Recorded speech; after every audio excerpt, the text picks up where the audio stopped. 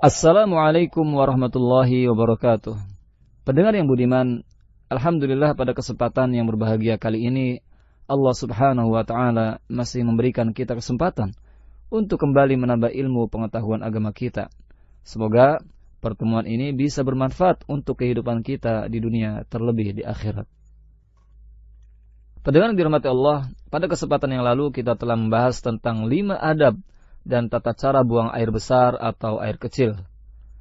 Dan pada kesempatan yang berbahagia kali ini kita akan kembali membahas tentang beberapa cara dan etika lainnya yang berkaitan dengan membuang air besar dan kecil. Di antara etika atau adab yang selanjutnya dalam buang hajat yaitu hendaknya mencari tempat yang lembab dan rendah agar tidak terkena najis. Hal ini sebagaimana disebutkan dalam sebuah hadis yang diriwayatkan oleh Abu Dawud dari Abu Musa radhiyallahu anhu. Ia berkata bahwasanya Rasulullah SAW pergi ke suatu tempat yang rendah yang berdekatan dengan perkebunan kurma di Madinah.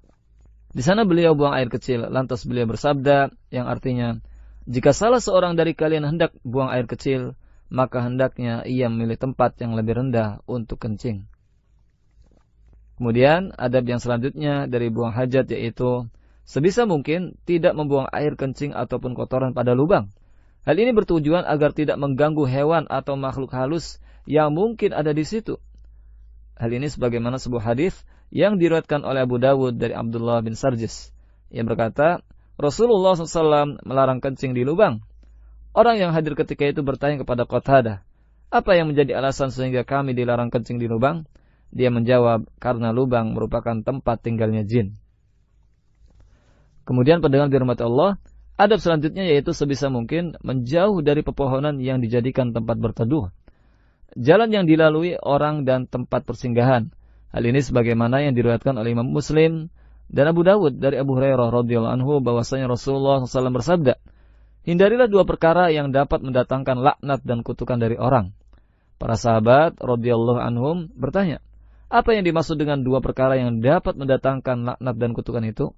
Wahai Rasulullah SAW, beliau SAW menjawab, yaitu buang air di jalan yang dilalui manusia dan dijadikan tempat teduhan mereka.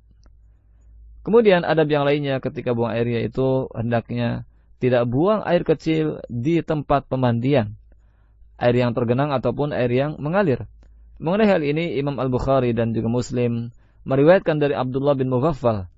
Ia mengatakan bahwa Rasulullah SAW bersabda, janganlah sekali-kali salah seorang di antara kalian buang air kecil di tempat pemandiannya, lalu mengambil wudu dari tempat itu, sebab kebanyakan waswas selalu berasal dari sana. Kalimat yang berbunyi, lalu mengambil wudu dari tempat itu, terdapat pada riwayat Ahmad dan Abu Dawud.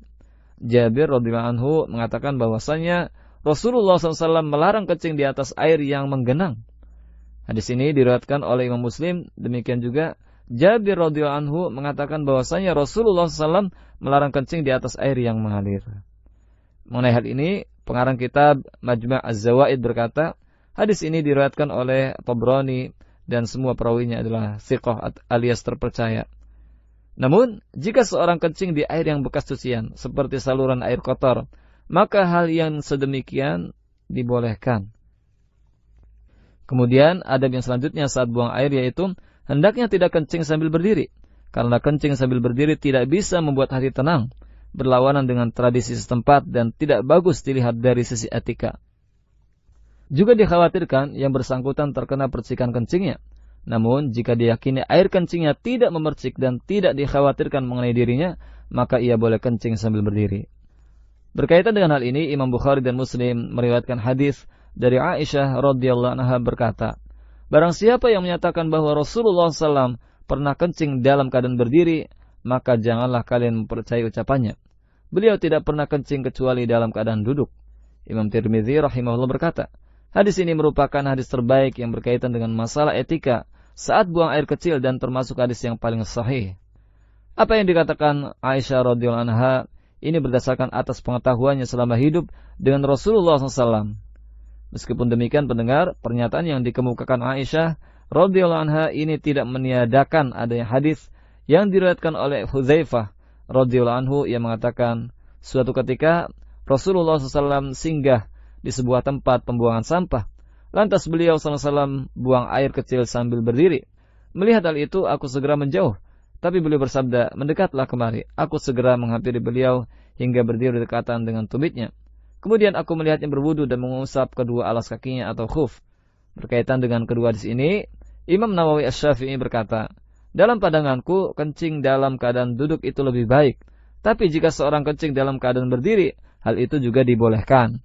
Kedua kondisi tersebut pernah dilakukan oleh Rasulullah Sallallahu Alaihi Wasallam.